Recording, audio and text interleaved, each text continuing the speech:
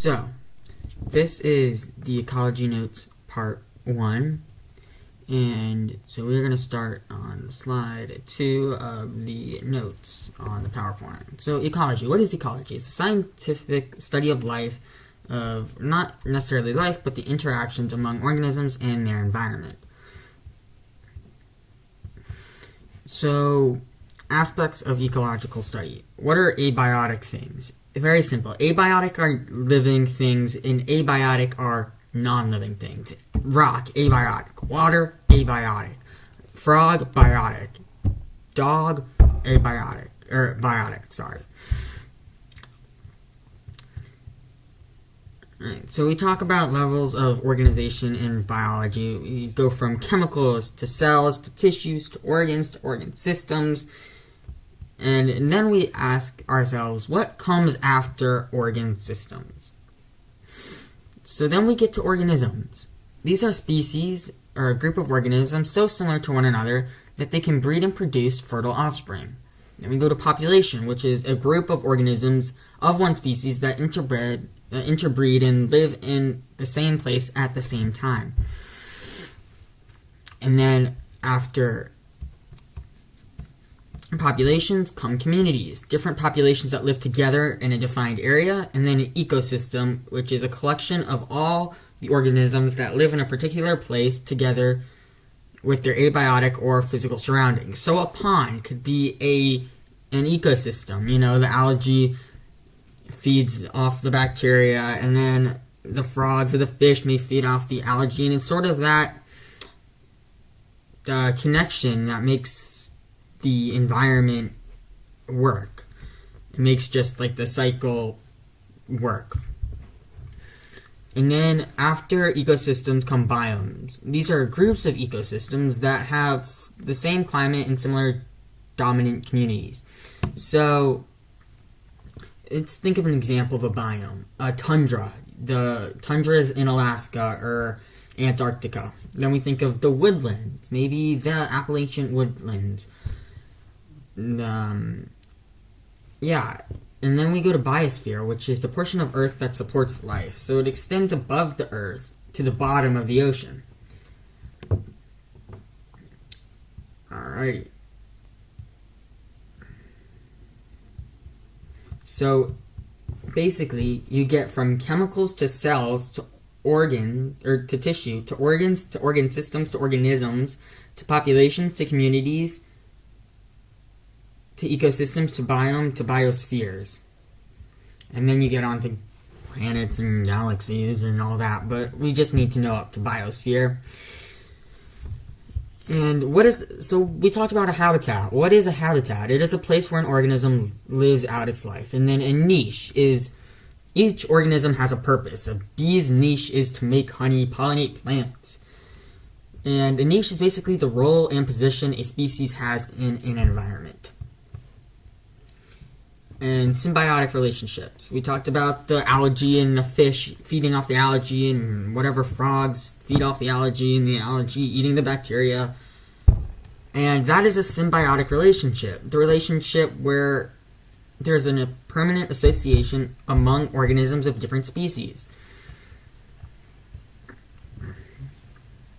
And then we talk about the classes of symbiotic relationships. There's commensalism, which is a symbiotic relationship in which one species benefits and the other species is neither harmed nor benefited.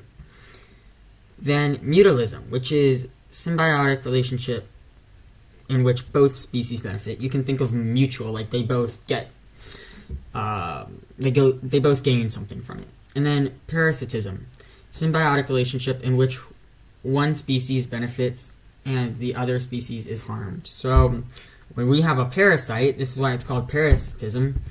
When we have a tapeworm, this is parasitism. The tapeworm is benefiting off of eating whatever part of their body or living in whatever part of the body, and we are being harmed by that. An example of mutualism, another one, we could think of how otters and kelp, like the kelp keep the otters safe out of danger, while the otters help eat the kelp, and they eat sea urchins, which endanger it and whatnot. So lichens. What are lichens?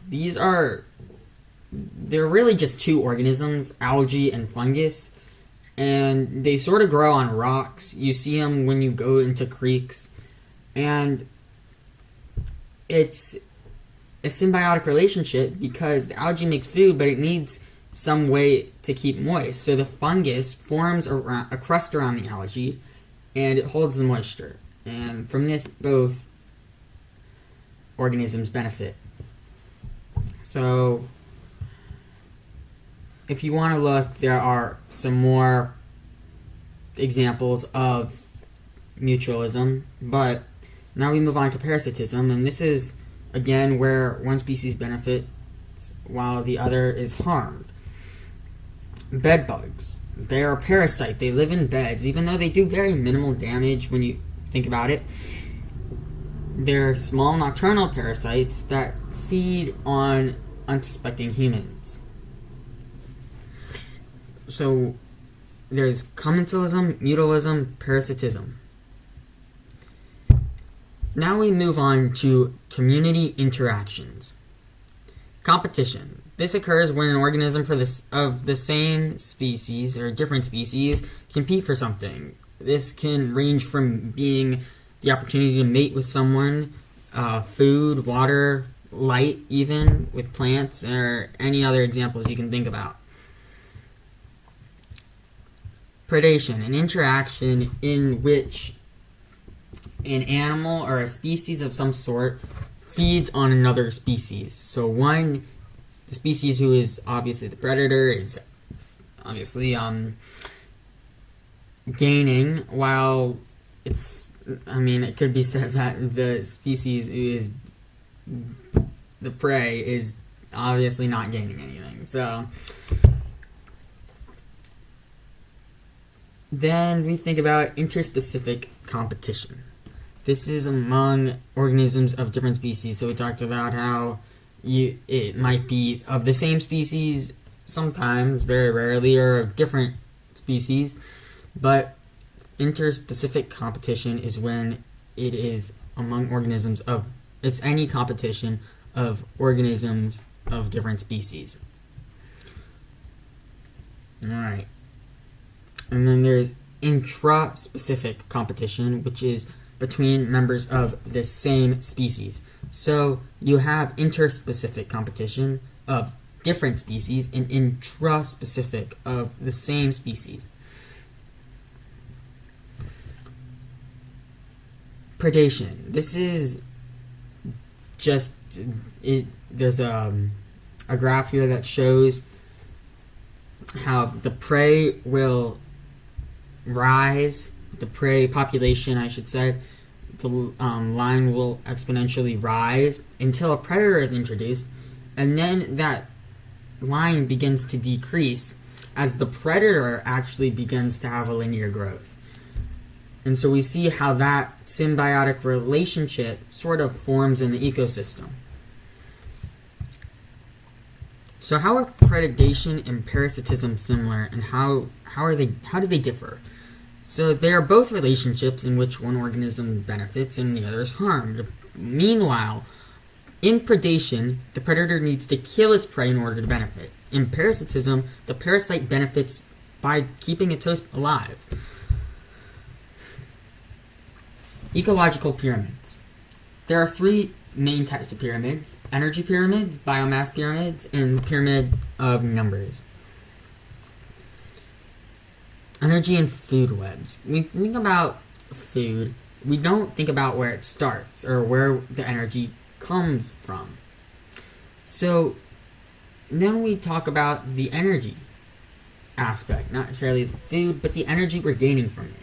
We talk about primary, secondary, and tertiary consumers and primary producers, but now I'm going to tell you what all that means. So the primary producer, this is always plants, if not 99.9% of the time plants. They produce 1 million joules out of sunlight. joules is what we're going to use to represent energy. So a million is a lot of energy.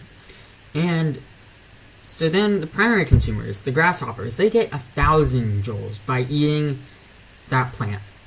And then the secondary consumer, which is a mouse, which eats the grasshopper, only gets 100 joules, to the point where the tertiary consumer, which is the snake, gets 10 joules. And that's why we say that snakes are always hunting, because they have to get that energy. They're not herbivores, so they don't get that luxury of being a primary consumer and getting all that food. They're carnivores, so they have to get their energy by eating their prey. So, let me talk about where does the energy go to? The plant material eaten by the caterpillar. Out of 200 joules, 100 of it goes to feces, 33% of it goes to growth, and 67 about would go to cellular respiration. So just so you know how that the energy is distributed in the process. So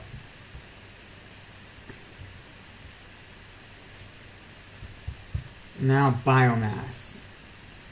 So think about how it is the total amount of living tissue within a given trophic level, the amount of food available in each trophic level, and it's measured in grams. So we start with the plant at the bottom with being 12 million grams, and then you move on to the chickens, which are about 900,000 grams, and then to the humans, where we have only about 1,500 or 15,000 grams. So you see how that narrows down, and then the numbers in food webs are, and like I said, how they narrow as you go down, because think about how that pyramid goes to the top, how the predator number comes to a close with 1. For example, you have plants, then you have the rodents, the bunnies, and you have the snakes, and then you have the hawk, which eats the snakes, and who eat the bunnies, and the rodents, who eat the plants. And then we talk about cycles. There's the water cycle, the oxygen-carbon cycle, the phosphorus cycle, and the nitrogen cycle. Water cycle. So all of our oceans, evaporation occurs, all the stuff collects at the sky, it all comes back down. That is in a nutshell. There are a lot more steps, and there's a lot more specifics to it, where there's stuff that happens underground, stuff that happens within the trees, but that is the basics.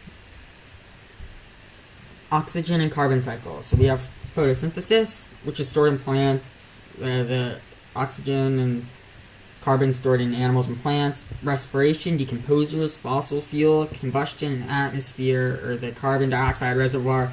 These are all the factors that contribute the most to this cycle. And then the phosphorus cycle. This forms DNA and RNA. It does not enter the atmosphere. It only exists as inorganic phosphate, and it's mostly in the land and soil and minerals and the ocean sediments. And then nitrogen. This is the building block for protein and DNA. Given that it makes up 78% of the Earth's atmosphere, it's a pretty big deal. Gas can only be used by nitrogen-fixing bacteria, and atmospheric nitrogen must be converted to usable form. Each population has a density, which means how much of the population is in a specific area. Limiting factors and biotic potential.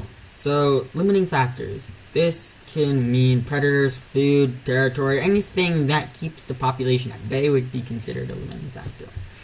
Meanwhile, biotic potential is the highest rate for reproduction possible. And the population density is, here are some easy formulas to remember. Population density is the total population divided by the area observed, and that's how you calculate the density.